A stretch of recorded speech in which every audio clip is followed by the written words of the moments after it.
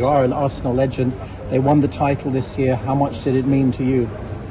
Yeah, I think I was happy especially for the fans, because they were suffering a lot for the last, I don't know, like 20 years probably, and they deserve it. And you could see how desperate they were to win the Premier League, because everyone was telling them, "Oh, you're not winning the league," and all that stuff. So I was really happy, especially for the fans. I still know a couple of boys there as well. They deserve it. I'm very happy and proud for them, and yeah, they just deserve it. Yeah. Bernd, obviously you've played your part for Germany, 9 caps for Germany internationally. The question that everybody would want to ask you is basically, who do you see as the successor for Manuel Neuer in Germany? Who are the young keepers that you think could come up and be a success? I think that's a very good question, because at the moment there's not like a clear number one like it has been for the last probably 20 years with Neuer. He was the best ever. So I think there are a couple of young talented boys. In my opinion, I would say from the outside it will be Jonas Obich from Bayern, because you have the feeling that at Bayern they prepare him a little bit also with Neuer to prepare him to be the number one in the future for Bayern. And if he becomes the number one, probably has to be the number one in Germany as well.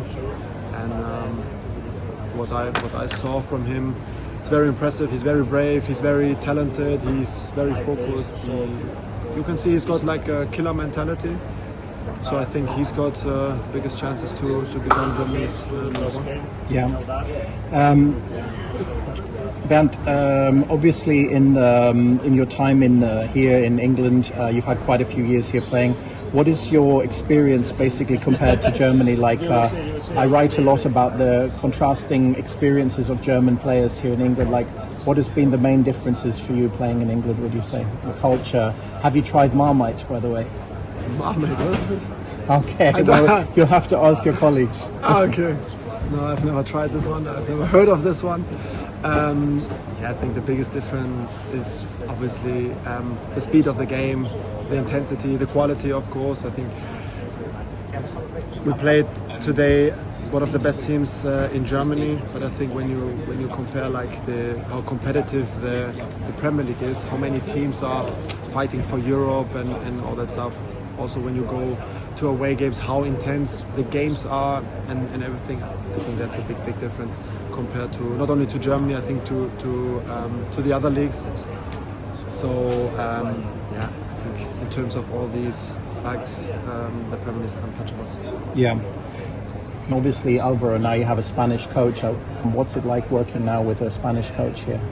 And I know, like with the new manager, I think he's like very Spanish, because very emotional and all that stuff. He's got his clear philosophy, clear tactics, clear mindset, and all that stuff.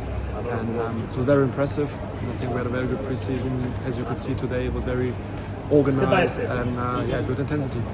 You're known as a penalty killer, which is a German speciality, although it didn't work at the World Cup 2026, which was kind of disappointing.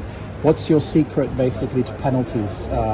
We saw a very interesting scene where the England goalkeeper had written on his water bottle all the penalty shots of the, I think, Norwegian team.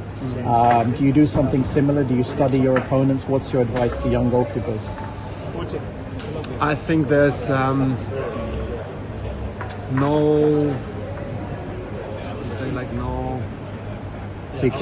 secret behind this, because obviously you prepare your games, you prepare penalties, you prepare the penalty takers, but in the game, under pressure, the takers, they take decisions as well. A lot of players now, they look at the keeper, so you have to gamble a little bit. You have to wait, you have to play mind games as well. A lot of, obviously you prepare before the game, but with the bottle, I think they play mind games as well. It's not only that they are better prepared or whatever. I think they play mind games as well, and yeah, that sometimes plays a role. Sometimes to yeah, talk some rubbish to the opponent and all that stuff. To trash talking. To yeah, kill his routine.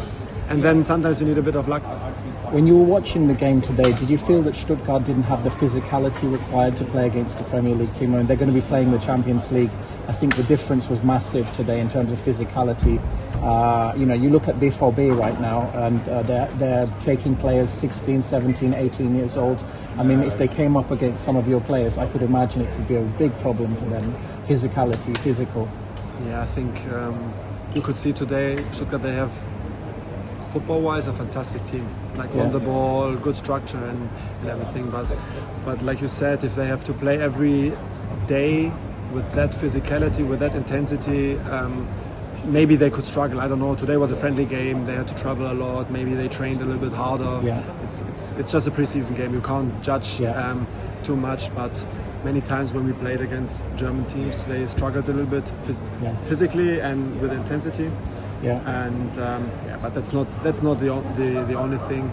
But obviously it can make a difference. And your view of English football versus German football. Germany seems to have fallen behind since 2014, which is something I'm analysing a lot. Why do you feel that it's falling behind in terms of the system, and also what hopes do you have for Jurgen Klopp?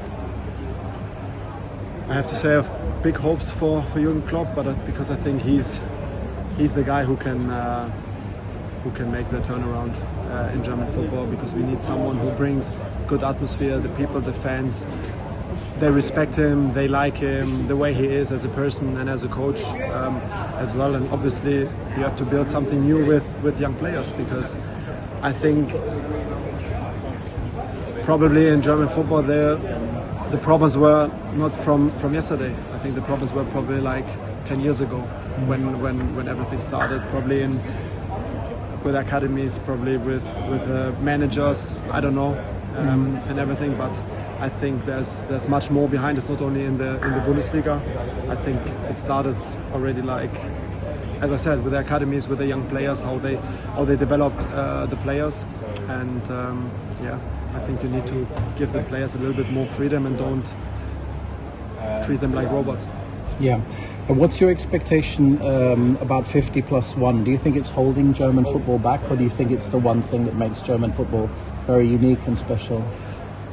So in terms of like tradition and all that stuff, it makes probably German football unique, because you've got the tradition with the fans, with the stadiums and all that stuff, and also with the ultras behind the goal and everything. But to be competitive, probably you need a little bit more financial support. And if that's not possible, you can see this year as well, whenever a player has a top season, they move straight away to one of the big clubs in Spain, or to one of the Premier League clubs, even like to mid-table clubs, because financially they are much better. They can pay much more money, they can pay big transfer fees, and obviously most of the players, they want to play in the Premier League, because the Premier League is all over the world. Everyone watches the Premier League, and it's more interesting for the players as well. Let me just fire off the last two questions, Bernd. Thank you so much for your time. It's been a really special experience. Per Mertesacker off to Germany to work with Jurgen Klopp. Obviously, you know Per really well. What does it mean for him, do you think, and what difference can he make? I mean, he has an incredibly professional attitude, and he's got immense respect at Arsenal, which is your former club. Yeah, I think he knows what's happening in the academy, because when I was at Arsenal, he was there as well. He was, I think, head of academy, and I think with him and obviously with Jurgen Klopp, they can manage the future of Germany, and that won't happen like tomorrow. Probably that will happen in a couple of years, when you see the results, when they change some things with the coaches, how they develop the players and all that stuff. And I think these people are the right people for German football. Yeah. Last question, Bernd. What makes Fulham special for you, and what do you expect from this season, basically, in terms of finish? I believe you finished 11th last season. I think if you turn around, this is very special when you see the stands. You have wooden seats, and you've got the Cottage. I think that's more than unique, and everything. And also when you're in front of the stadium, when you're outside the stadium, it's very, very special, and you can feel that. And as a player, you have that as well, to play here week in, week out, and everything. And it's just a pleasure to be here. And finish? Top 10, Europe? Our target has to be to finish in the top half of the table. I think Fantastic. if we make the top half of the table, it's going to be a fantastic. Thank you, Bernd.